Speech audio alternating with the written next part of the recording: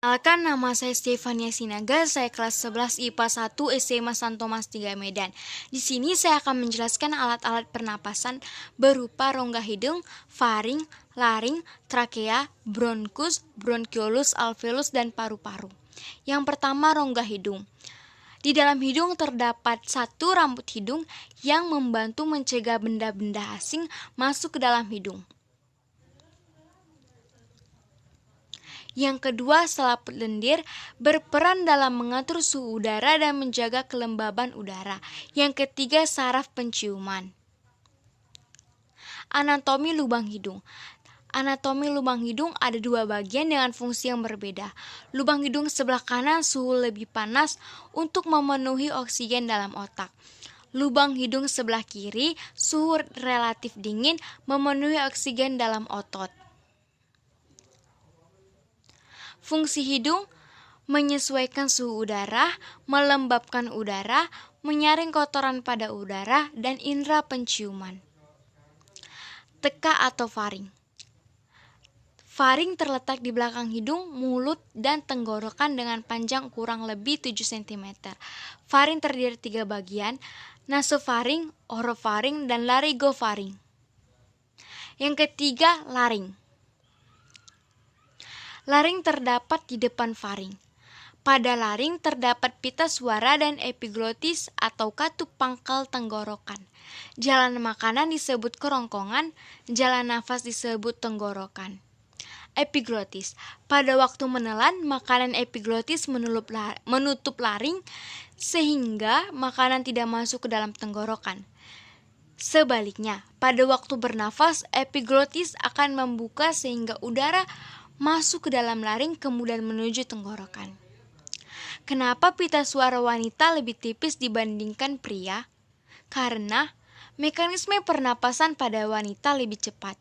Volume paru-paru lebih sempit sehingga tinggi nada sangat baik. Letak faring dan laring bisa kita lihat pada kedua gambar di bawah ini. 4 batang tenggorokan atau trakea. Tenggorokan berbentuk seperti pipa dengan panjang 10 cm. Di paru-paru trakea bercabang 2 membentuk bronkus. Dinding tenggorokan terdiri atas 3 lapisan. Lapisan paling luar, lapisan tengah, dan lapisan terdalam. Fungsi trakea menyaring benda-benda asing yang masuk bersama udara pernapasan dengan cara didorong oleh gerakan silia menuju bagian belakang mulut. Silia tersebut menyaring dan mengeluarkan benda-benda asing yang masuk bersama udara pernapasan. Debu dan mikroorganisme akan dikeluarkan melalui batuk. Yang kelima, cabang batang tenggorokan atau bronkus. Jumlahnya itu sepasang, satu menuju paru-paru kanan dan satu menuju paru-paru kiri. Bronkus yang ke arah kiri itu lebih panjang, sempit, dan mendatar daripada yang ke arah kanan. Bronkus bercabang ke arah kiri dan kanan dan menuju paru-paru disebut bifurkasi. 6.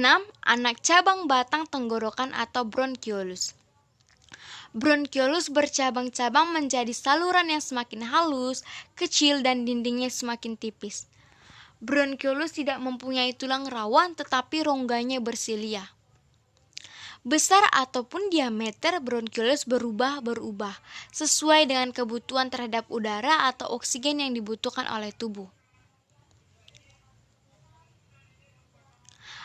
7. Alveolus.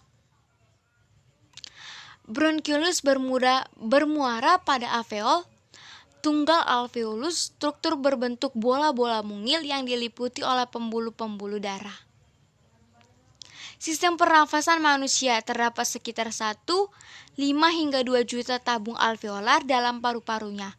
Luas total mencapai 100 meter, 50 kali luas permukaan tubuh, cukup untuk melakukan pertukaran gas ke seluruh tubuh. Alveolus ini tempat pertukaran O2 dan CO2 secara difusi. Struktur alveoli. Dinding alveolus sangat tipis. Alveolus berupa kantong-kantong mirip anggur. Permukaan dalam alveolus dilapisi oleh sel epitelium. permukaan bagian luar terdapat jaringan kapiler darah untuk mempercepat terjadinya proses difusi dan pengangkutan gas-gas pernafasan. Yang kedelapan, paru-paru atau pulmo. Paru-paru terletak di dalam rongga dada. Rongga dada dan perut dibatasi oleh suatu sekat yang kita sebut diafragma. Paru-paru ada dua buah, yaitu paru-paru kanan dan paru-paru kiri. Paru-paru kanan terdiri atas 3 gelambir atau lobus. Gelambir atas, gelambir tengah, dan gelambir bawah. Sedangkan paru-paru kiri terdiri atas 2 gelambir, yaitu gelambir atas dan gelambir bawah. Paru-paru diselimuti oleh suatu selaput paru-paru atau pleura. Kapasitas maksimal paru-paru bersekitar 3,5 liter. Sekian dan terima kasih penjelasan dari saya tentang alat-alat pernafasan pada manusia. Semoga apapun yang saya sampaikan berkenan pada kalian.